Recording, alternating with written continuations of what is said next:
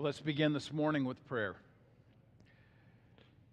Lord, have mercy on me, a sinner, and help us all to consider what it is that we bring to this table of work when it comes to our own sinfulness. Help us not only to understand what your scriptures teach, but also to understand our own implications for the life that we live and the jobs that we do. We give you thanks for yourself, your Son, your Spirit, and your scriptures. Amen. Vocation is ministry, and as we have suggested since the beginning, we have a responsibility that's been God-given to us. Our work, no matter what we do, matters to God, and our jobs well done show our love for others. This week, however, we have to deal with this topic: work sucks.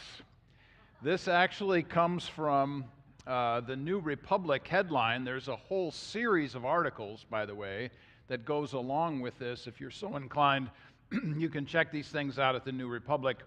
This episode 5, The Trauma of Sin on Work. Now, for those of you who've been following along, this is probably an abrupt shift from last week when we talked about joy at work.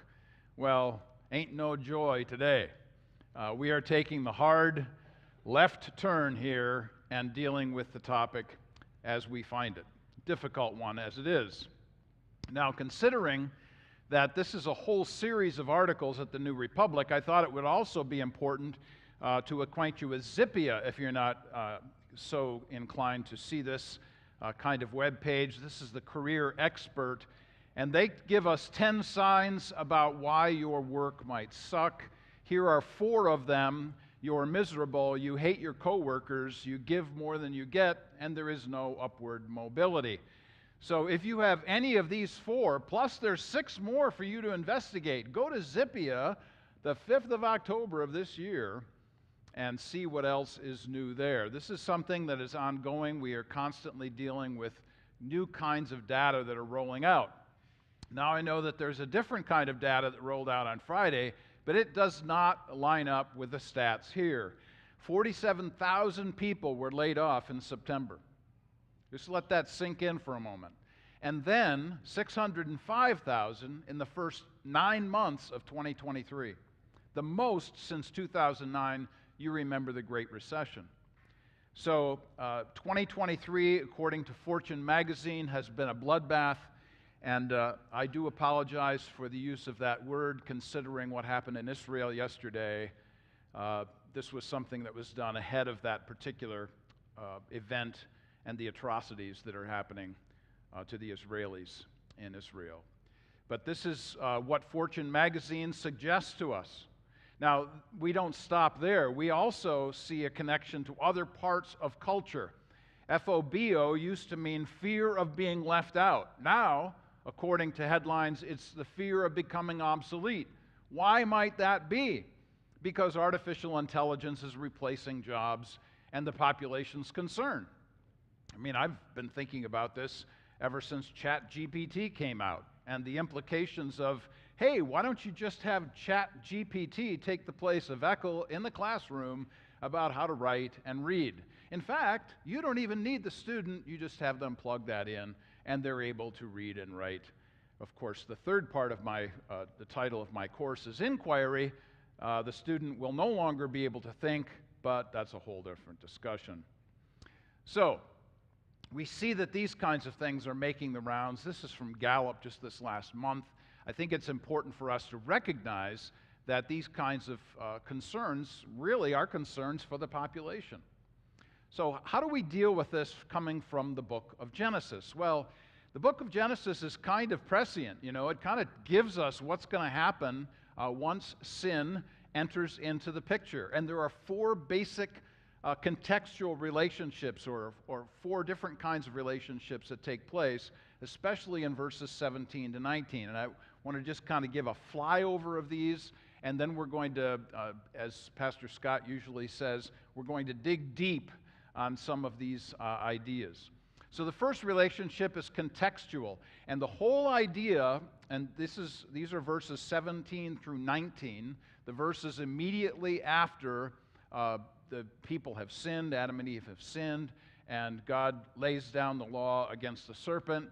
and then gives the consequences of what's going to happen to the woman in childbirth and all of that. And now we get to the man. So 17 to 19 is all about what's happening to work in particular.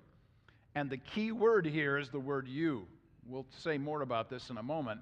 But the whole contextual relationship has to do with it's our fault.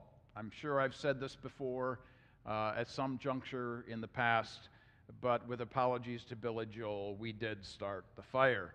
So the idea is that we indeed bear responsibility. The next relationship is vertical. That is our response to God. So 7 through 8, this is where Adam and Eve literally try to hide themselves from what's going on. Horizontal relationships, our response to each other. And the great response is always the same. You did it. The serpent, the woman, there's always finger pointing going on. And then verse 16, and we'll say some more about verse 16. And then vocational relationships, and this is our response to the ground. What happens to the ground is going to happen to us. So, let's begin there. Cursed is the ground because of you, until you return to the ground, since from it you were taken, for dust you are, and to dust you will return. And notice the implications here. 14 times in these verses, the word you is used. You don't need to know Hebrew to know this. It's right there in the English translation. The concept here is that it's our problem. That you were brought from the earth. Remember, God created out of the dust of the ground, chapter 2, verse 5. And at the same time, because of our sin, we are going back to the earth, and that is a real problem for us. Now, we could talk about any number of movies that deal with this. There's an older one called Swimming with Sharks. There are all different kinds of movies that deal with issues of office issues, such as Office Space, or 9 to 5, or Norma Ray. Pick one of those great films, and I think I've actually included those on the handout this morning, and you can take it from there. Now, this is not simply to suggest that the problem is always with business. Sometimes the problem is with the employees. So look at this. I was just fascinated by this article in Fortune. Gen Z workers are not afraid to talk about their salaries or tell their bosses what they think of them. Now, here's where I'd like to pause and tell you about some of my experiences as a professor at the public university, where my students have no problem telling me about everything, including what they think of me at times. Now, most of it has to do with fun stuff, like, the very first thing I do when I go into class is I lift my pant leg so that they can see my socks. So there you go, there's my socks for the day. They love this thing, they love the authenticity. And then, of course, we're comparing socks, and I really have to try to measure up now because the whole problem of mismatched socks is now a thing. So you wear one kind of sock on one foot and another kind of sock on another foot, and I'm telling you, I can't even keep up anymore. Anyway, thank you.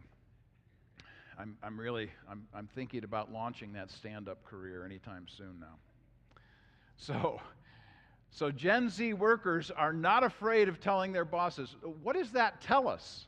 That tells us that bosses are afraid because there's all kinds of legal implications for such issues. So anyway, Fortune, go check that article out if you're so inclined. These are the kinds of things that folks are putting up with in the workplace. And why is this? Because you have. So the very first consequence of sin on work is that what was created for our benefit now works against us. So the very thing that was given to us, work is good. Remember we talked about this last week. Joy at work means that work was given to us as a benefit. But now it's turned on us. Why is that? Because of our sin. You are the problem, as Genesis tells us here. And there are all kinds of references to this throughout Scripture. Very first consequence of sin. So think about this.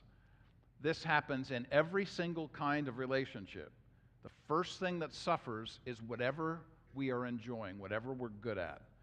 Because sin will raise its ugly head no matter where we are or what we are doing. Hence this headline. This is from 20-something Finance, January of this year. The U.S. is the most overworked developed nation. So the very good thing that we have, our work, is the very thing that suppresses us, namely that we are overworked. Good, what does sin do? It always makes something bad. So, again, check these kinds of concepts out if you're so inclined, because they line up with Genesis. Genesis 3 tells us about the world in which we live. You don't even really need to read the newspaper. I mean, if anybody here reads newspapers anymore, you don't even need to read the news, because we already have the basis for the news in Genesis chapter 3. Speaking of which, Adam, Adam, Adam, Adam, Adam. Now, why do I say it that way? Because that's how you pronounce it in Hebrew. It's not Adam, it's Adam. And the concept behind this is that it's the same word for ground. Well, isn't this interesting? So I need to read this slide because it's, the power of these verses is just so important. After sin, maintenance of the ground brought with it hardship and relocation for production. Before sin, food came up from the ground. After sin, man would go down to the ground. The ground we once stood on, we now go under. However, while the ground was cursed, man was not. So the implications for us, when we stop to think about what sin has done, it has permeated everything. There's not one area of life that has not in some way or another been affected negatively by sin, and specifically within the realm of our discussion during this particular class on work. And we shouldn't be surprised at this next slide either, because we are concerned about creational care. But what happens? When sin enters the picture, there are consequences. So I don't know how long it's been since you've cracked open the book of Leviticus, but it's my second favorite book. So please go ahead and do that every once in a while. Just, tell me, text me, hey, Mark, I just looked at Leviticus today. You'd give me a smile for my day. So in Leviticus chapter 26, we see the consequences of relationships when Israel disobeys God. And it's fascinating. This phrase is repeated 7 times in Leviticus 26. If you don't listen, if you don't listen, if you don't listen. So over and over and over again, we're told, if you don't listen, and the consequences are always amped up. So the consequences go up as our sin goes up. Leviticus 26. We shouldn't be surprised by this. And also Deuteronomy 11. What does it say when you leave the commands of God? In this case, this whole section, Deuteronomy 11, 13 to 17, is about God will stop the rain from falling. In other words, the harvest will be lost. There will no longer be any production because of this. So, remember what Paul says in Romans chapter 8, that the creation groans as a woman in childbirth. This is the emphasis here. There are always going to be consequences on the created elements all around us. So, should we be surprised at this slide? CBS News reported just this week, it's not the glass ceiling that's the problem for women, but it's the broken rung. I had never heard of this before. The broken rung. And what does that mean? It simply means that when you start in entry-level positions, you usually work your way up. But according to this stat, women don't always make it to the next level simply because they're not being promoted. Oftentimes, of course, people would suggest that the reason is because of gender inequalities. May well be. But the point here is that the glass ceiling isn't really the issue, according to CBS News and some others. And so what can we say about this from Genesis? We're not surprised at this. It's something that needs to be overcome and dealt with, and something that needs to be overturned, frankly, but nonetheless is something that we live with because of sin in work. So, through painful toil, another one of these great phrases here in 17 through 19 in Genesis chapter 3. The word sorrow in these verses, that work will now produce sorrow, is the same word that's used for childbirth in 3:15. That means that the pain of the woman will now, in childbirth, will now be the pain of everybody at work. So this issue of what will the work or the earth produce, it's going to give it up reluctantly. Fascinating statement here. This concept about eating in Genesis chapter 3, 17 to 19 is mentioned 5 times in 3 verses. The idea of what you will eat. And the consequence of sin's action is that you're going to eat the fruit of your work, which according to this, within the context of sin, isn't always all that great. And you're going to be doing this for how long? All of your life. This is something that's going to be ongoing. You shouldn't be surprised at this. This is going to be from the womb to the tomb. We are going to endure the consequences of sin on work. Anybody have a happy face yet this morning? What we're discussing? I told you, man, this is going to be tough. This is a total shift and change from last week. But it is indeed the world in which we live. So, lest we think that, again, this is just in Genesis, check this out. I found out this week, I had never been on Reddit before.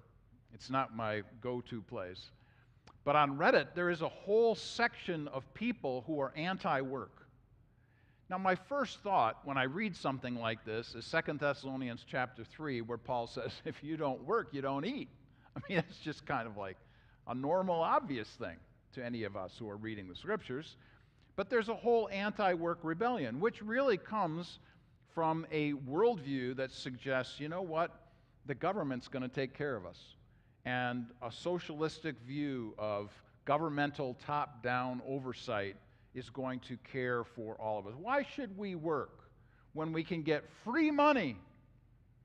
Well, that's a whole discussion by itself, the whole issue of economics and all of the things that are invested there.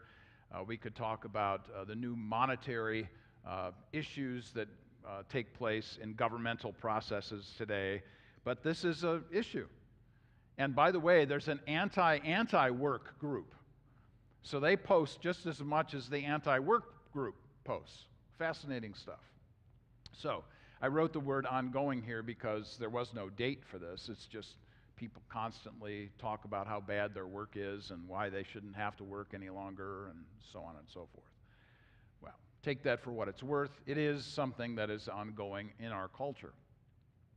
So what is all this going to produce? It's going to produce thorns and thistles. So the same word, this production word that's used in 2:5, which is pre-fall, before sin, this same idea is now something that's going to prompt the growth of thorns and thistles, now because of human sin. So all of the negatives that we have, all of the thorns and thistles of our lives, think about whatever it is that bugs you about your job and the stuff that you have to put up with. Genesis speaks to that issue because it helps us to understand all of this comes from human sin. And I love this song, and I love this movie, at least the first 5 minutes. If you've never seen the first 5 minutes of Joe versus the Volcano, yes, it stars Tom Hanks. There is a reason to go watch this. Meg Ryan's in it too. There's another reason to watch this. Joe versus the Volcano, the first 5 minutes. It is the most depressing 5 minutes of film I can think of. Here's this guy walking into work, and they're all trudging in, and it's this awful place to work. And I won't tell you what they produce there because it'll put a smile on your face when you find out. But this is the song that's being played during those first 5 minutes. Tennessee Ernie Ford, you load 16 tons, what do you get? Another day older and deeper in debt. St. Peter, don't you call, because I can't go. Oh, my soul, to the company store. So wherever it is that you work, whoever it is that you may work for, the implications of the negativity of these kinds of things continue, which might cause us to say something like this stinks, which literally, by the way, is Hebrew. So check this out. Thorns, the word thorns means a loathing, repulsion, and odious, something that has an odor to it. Thistles means trampling, treading, and dominating. And the only other time that this thing is used, this word is used, is in the whole context of judgment, where literally the creation is overrunning everything because of human sin. So when you hear the phrase, this stinks, you're actually speaking Hebrew. Oh, all right, there you go. Thank you. I guess I'll put stand up on hold. This stinks. Now, why do we say that? And is there any connection to culture? All the time, every place. Check this out. There is a new kind of blacklist. As soon as I read this article, I'm thinking of Joseph McCarthy in the 1950s. But no, this is brand new, kind of different blacklist altogether, because employees are calling out employers. And they literally have a list of companies that you shouldn't work for because of, well, you can fill in the blank. What fascinated me about this wasn't the fact that there's a blacklist. I just kind of shook my head when I wrote it. What I would like to see is blacklist 2, where employers tell, here are the employees you shouldn't hire. Because it really needs to go both ways. It's not just a one-way street. We'll talk a little bit more about that in a second, but my point and emphasis is that, hey, you know what? Sometimes bad things happen at work. And here's a group of folks who are going to tell you what those bad things might actually be. Now, we used to think when we're reading the book of Genesis that, hey, you know what? When God says you will eat from the plants of the field, what's the problem there? That phrase, by the way, occurs in this chapter 3:17 to 19. And the emphasis of this eating from the plants of the field isn't the cool stuff that you had in Eden, like you walked around and you're looking at all the fruit on the trees going, oh man, I think I'll have an avocado today. No, now plants of the field means you got to bend over and dig for it, man. You can't just pluck it off the limb. No, now you got to break your back to do the burden of work. That's the reason, the implication for these kinds of ideas.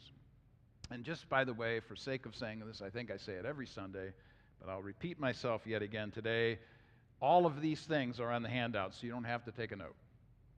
Everything, all of these slides, except for the illustrative slides, are actually on the handout. So here's another one of those illustrious slides. Just read this week. Again from Fortune. Older millennials are in a constant state of playing catch-up, the most financially strapped of any age group. Wow. Fascinating stuff when you stop to consider the economic implications for what we are in 2023. When you stop to consider what this is doing to families, what does this mean for any kind of stress in relationships? What does this mean even for giving in a church, in a congregational church? All of these things matter, and in one way or another, sin has produced these kinds of issues.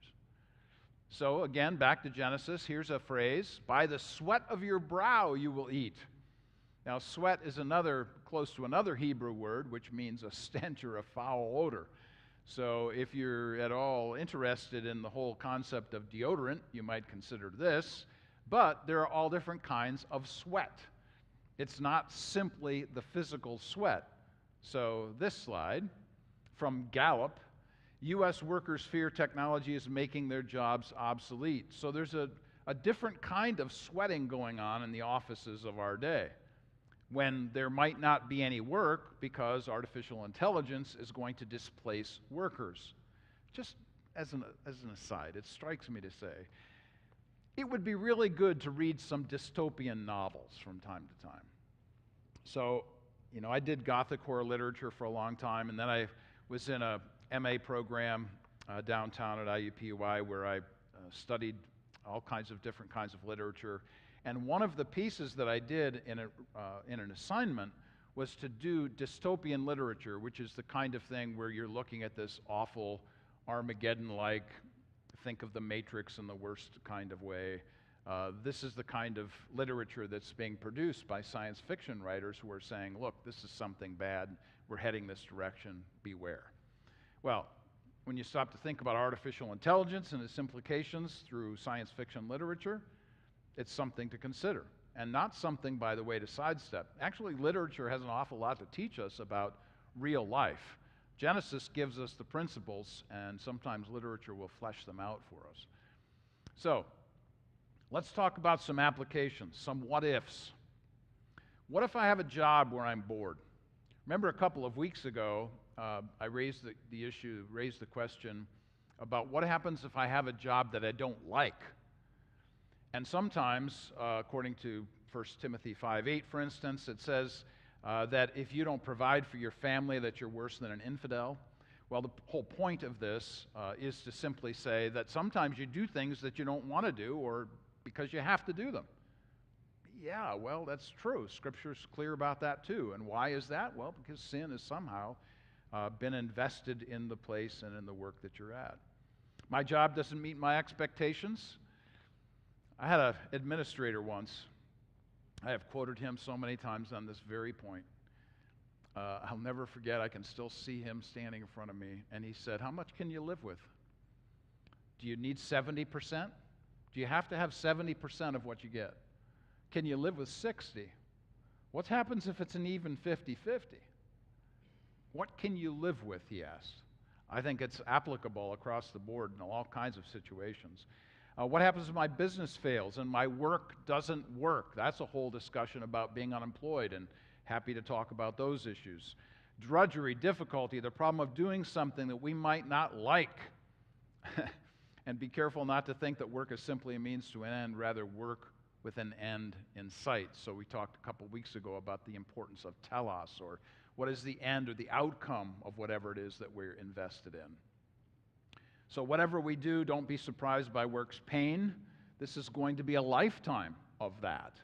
And it's not something that any of us might look forward to, but we can anticipate it and understand it because Scripture clearly teaches this. Well, I'll just give myself as a personal example, and I'll say to you what the slide says. I love to teach and I hate to teach. So when I am there doing my thing, teaching, like even now, I love this. I love being in the moment of teaching. But preparing these slides, you got to be kidding me, man. I don't like that at all. It takes huge amounts of time to do this and to actually put it all together and all of those. So do I hate teaching sometimes? Yeah. Do I love teaching sometimes? Yeah. But I also know that's my gift and I'm supposed to be doing this. And obviously I'm my own worst enemy. I'm my own worst enemy when it comes to putting stuff off and trying to do too many things. I mean, we could go in lots of directions there. The very thing we might enjoy about our workplace may be the very thing we loathe about our workplace. So, yeah, you know what? It's feeding me. I'm getting an income from this. And yet at the same time, I'm realizing, man, there's so much junk I got to deal with, And you go home and you tell your spouse about all of these negatives, and these are real issues, real problems. So the problems at work may often be brought on by ourselves. And we like to do this, don't we? I mean, this goes back to Genesis 3:9-13, where the man says, it's the woman's problem. Or the woman says, it's the serpent that made me do this. Well, in this case, we're always pointing at somebody else instead of perhaps rectifying the very place and our responsibilities we find ourselves in. So I've mentioned a couple times that we were going to get back to this, and I want to say a couple of words about employees and employers.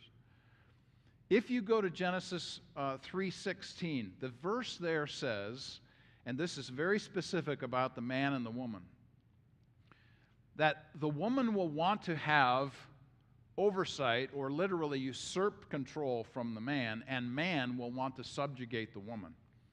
Now, without going into great detail about what all of that means, let me just give a flyover of this. Yes, it's specifically about the man and the woman in the garden, but the application for this idea is universal from Genesis 3. And here's the problem.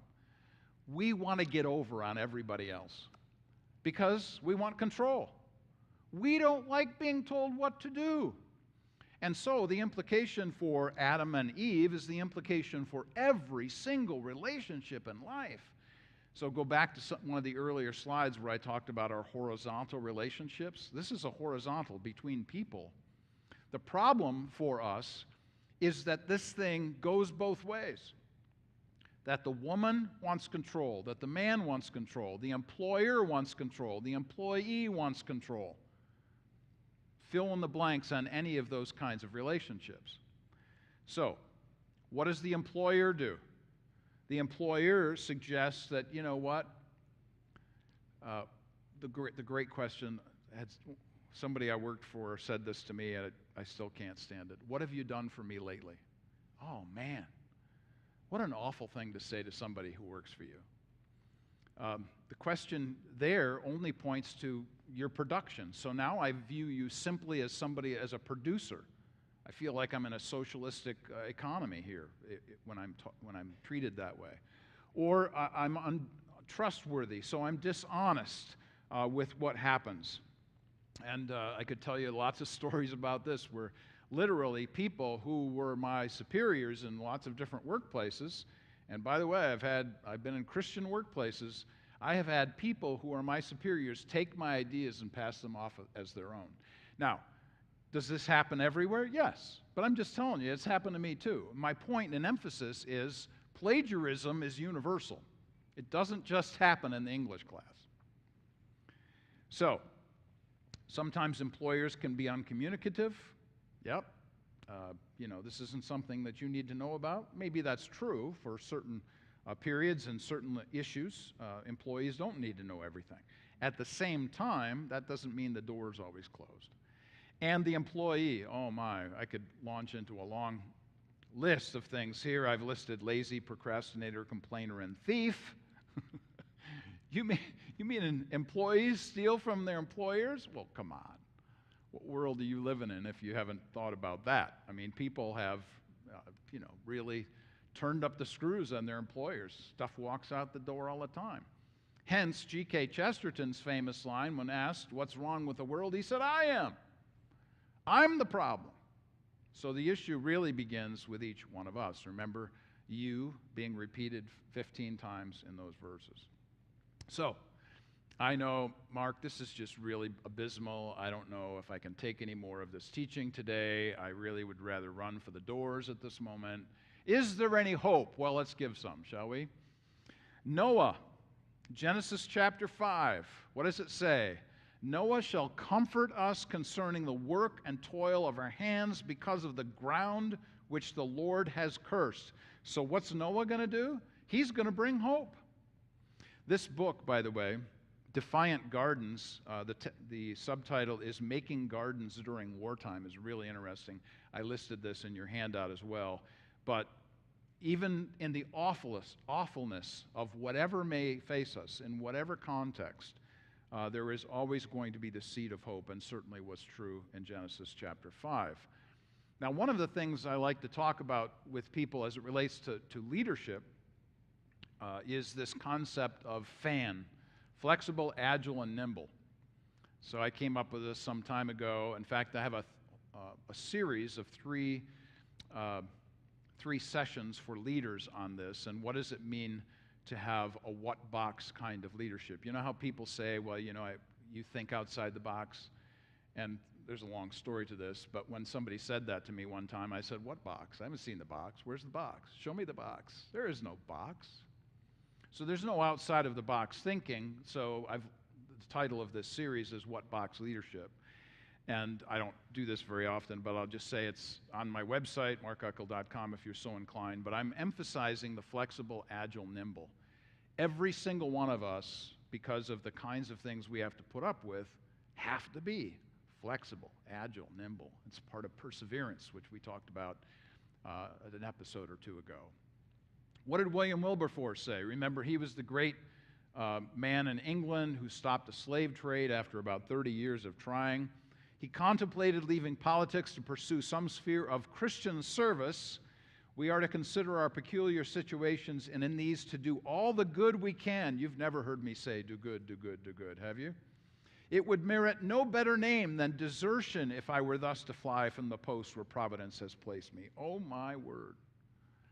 You mean somebody as august as William Wilberforce, who did this marvelous thing, literally subverting slavery in the 19th century in England. Took him over 30 years to do so. But he was thinking about going into Christian ministry. Thank God that he did not, because of the work that he did. So there are lots of pieces of hope, mercy in the midst of consequence. Even childbirth produces the next generation. So the work produces sustenance for people, and when we practice our vocation, we actually practice this commandment, loving others, because we have a love for God. So even in giving birth to the next generation suggests hope. Which brings me to our work story of the day. And by the way, don't forget, my email is there. Please, if you have a work story you'd like to share, I'll share it anonymously or your first name or whatever, but I love reading these work stories. So this work story is entitled 5 Cows. And as I have in the past weeks, I need to read this from a sheet. Years ago, I fell in love with a cattle rancher.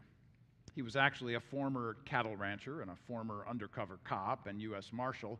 Yib Boney, Florida Cracker, is the reason I love cows. By the way, all of the names have been changed to protect the innocent, or in some cases, the guilty. Our love affair was Civil War reenactment. I was a well-bred Yankee woman, and he was a slow-talking, tobacco-spitting Southern man. I love how Polly writes. He painted an irresistible picture of raising cattle. He was also a former truck driver, so he was also a cattle hauler. He was also old at the time and had no interest in indulging my interest in cows. Now, by the way, this is all coming back at the end of the story, so hang in there. Years later, I bought 5 cows. Notice the slide. I found one with 5 cows. I bought 5 cows outside of a refugee camp somewhere in Africa. While I do not own these cows, I gave one as a wedding gift and 4 as the unacceptably insufficient dowry to represent the largest payment I could muster to buy the freedom of a woman who would have been sold to the highest bidder. July 2017, a missionary from our church returned to tell us about their work in Africa. He said, "God broke my heart with the refugees. They are dying of curable diseases. They are alone without hope. They just want somebody to listen to their story." Then he asked us to close our eyes and raise our hand if we deeply desired the Lord to use us for his purposes. With tears streaming down my face, I raised both hands, silently told the Lord, I am just the right person to listen to their stories. 6 weeks later, I received a Facebook message from Jerry asking for my help to share the stories of refugee youth for all the world to know.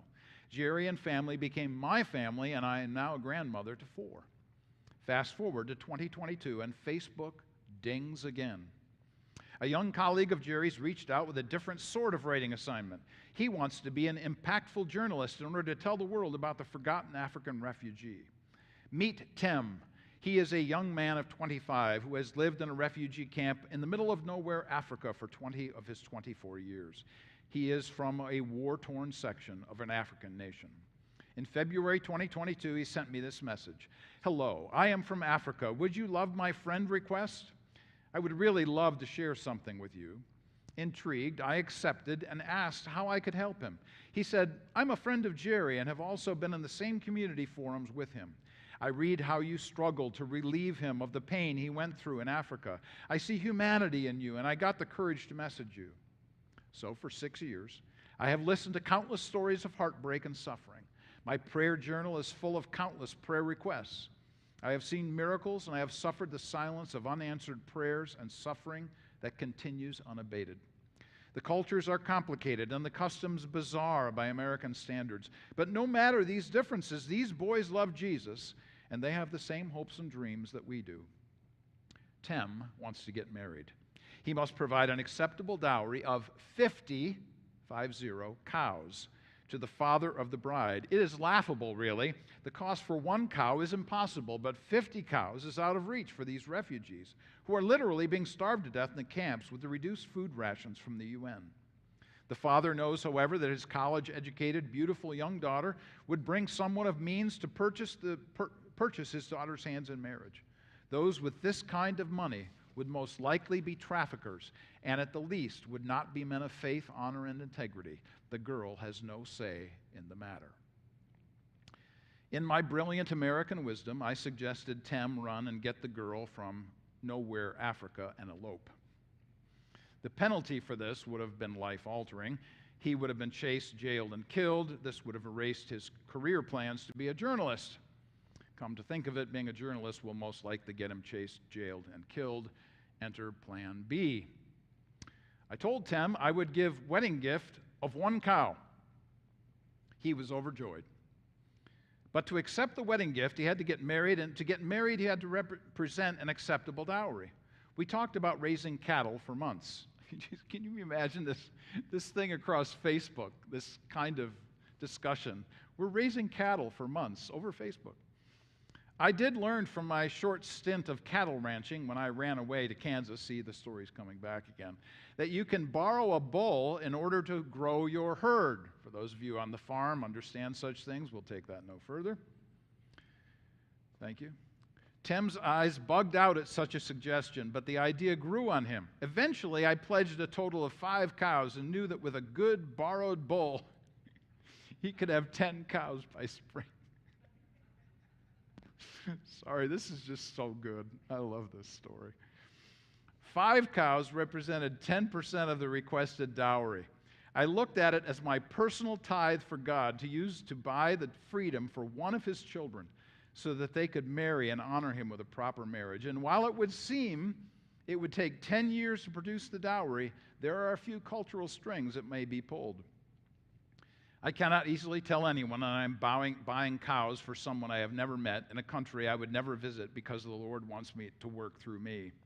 Africa is a land of con men and criminals.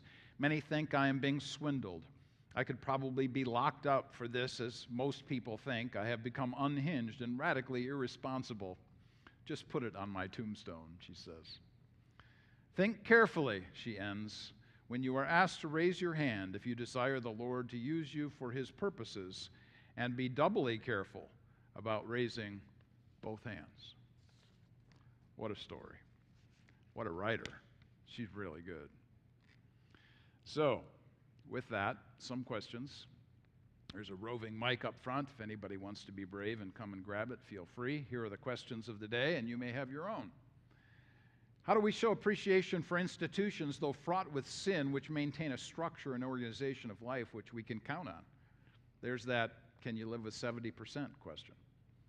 Why do we tend to point at certain areas, ideas, people, functions, or structures as out of bounds for Christians when they are part of the created order?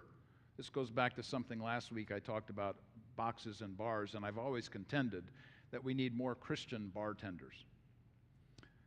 I am serious. Number 3, what if my job is monotonous, boring, tedious, a drudgery? What if my job is not fulfilling, not my gifting, not suiting me? We've emphasized some of those ideas this morning. The questions to ask: who has God made me? Where has God placed me? I'm thinking about Polly here. When has God allowed me to live, and what has God given me to do? Could be over Facebook. And how can my attitude be changed about work instead of trying to change my work? And with that, I'll ask if there are any questions. We didn't get a roving person this morning to rove the mic. Any questions?